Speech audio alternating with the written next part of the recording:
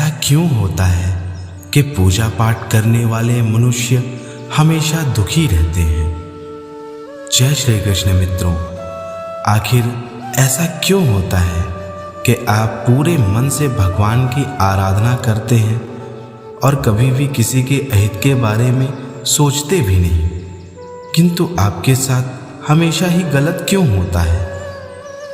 वहीं आपका कोई मित्र कितना भी गलत काम कर ले, कितना भी पाप कर ले, उसका अहित कभी नहीं होता। वह बिना किसी समस्या के हर कार्य सफल हो जाता है। आपके साथ भी अक्सर ऐसा होता ही होगा। आखिर ऐसा क्यों होता है?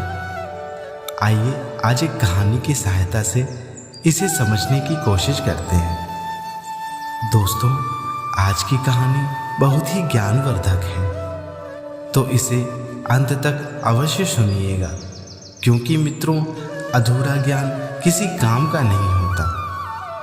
तो आप सभी के साथ आरंभ करते हैं आज की कहानी।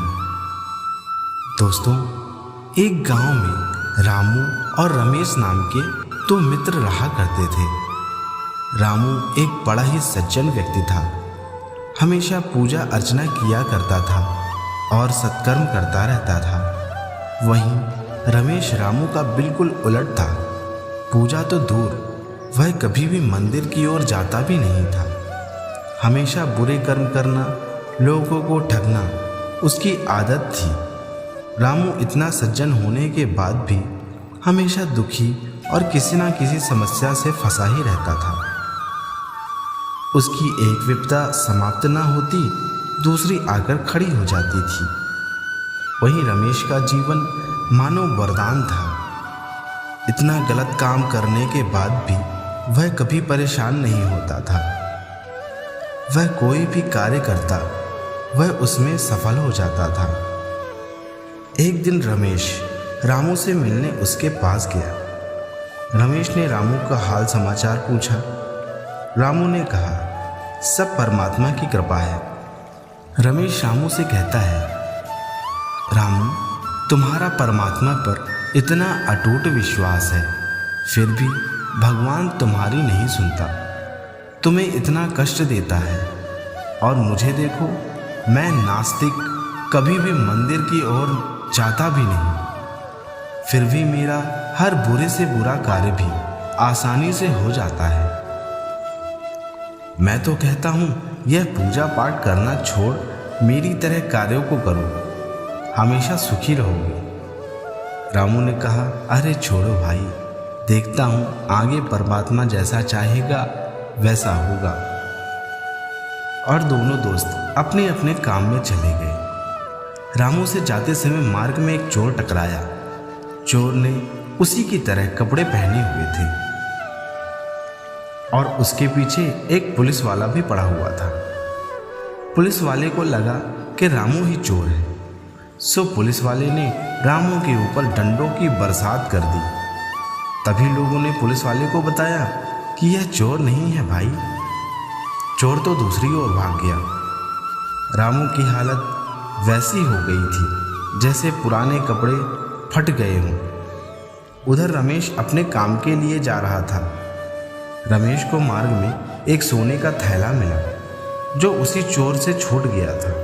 शाम को जब दोनों मित्र आपस में मिले तो अपनी अपनी घटनाओं के बारे में एक दूसरे को बताने लगे। रामू बड़ा ही दुखी हुआ कि इतना सत्कर्म करता हूँ, फिर भी मुझे इतना दुख क्यों मिलता है ईश्वर। रामू के एक गुरु थे। रामू और रमेश दोनों उस गुरु के पास गए और उन्हें सारी घटनाएं बतलाईं। उनके गुरु बड़े ही सिद्ध थे। उन्होंने रामू को बताया कि रामू, जो तुम्हें मिल रहा है वह तुम्हारे पूर्व जन्म के किए गए पापों का कारण है, जो तुम्हें इस जन्म में भोगने पड़ रहे हैं। और रमेश के पूर्व जन्म के पुण्य हैं, जो उसे इस जन्म में फलीभूत हो रहे हैं।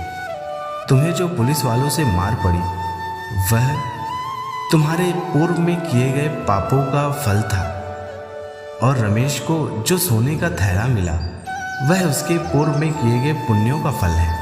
सुनो, तुम्हारा पूर्व जन्म एक डाकू का था और पूर्व जन्म में किए गए पापों का फल तुम्हें इस जन्म में भोगना पड़ रहा है। और रमेश पूर्व जन्म में एक पुण्य आत्मा था जिसका फल उसे इस जन्म में प्राप्त हो रहा है। जब हमारे पूर्व जन्म में किए गए पाप या पुण्य कर्मों का फल उस जन्म में नहीं भोग पाते हैं तो उन्हें हमें इस जन्म में भोगना ही पड़ता है।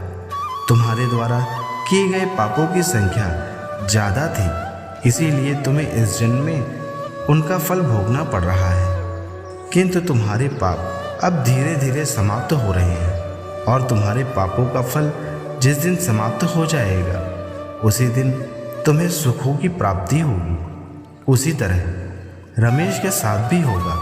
जब उसके पुण्य का फल समाप्त हो जाएगा उसके भी सारे सुख समाप्त हो जाएंगे। मित्रों, हमारे द्वारा किए गए पाप कर्म और पुण्य कर्म इनके फल हमें यदि इस जन्म में नहीं मिल पाते तो वह हमें अगले जन्म में मिलते हैं और उन्हें हमें भोगना ही पड़ता है। इसीलिए आप सभी सत्कर्म करें जिससे आपका अगला जन्म भी अच्छे से बीते। तो साथियों, आज की कहानी इतनी ही। आशा करता हूँ आपको आपके प्रश्नों के उत्तर प्राप्त हो गए होंगे और मिलते हैं कल किसी और कहानी के साथ हम लोग। और मित्रों, आपका बहुमूल्य समय देने के लिए आप सभी का बहुत बहुत धन्यवाद। जय श्री कृष्ण। राधे।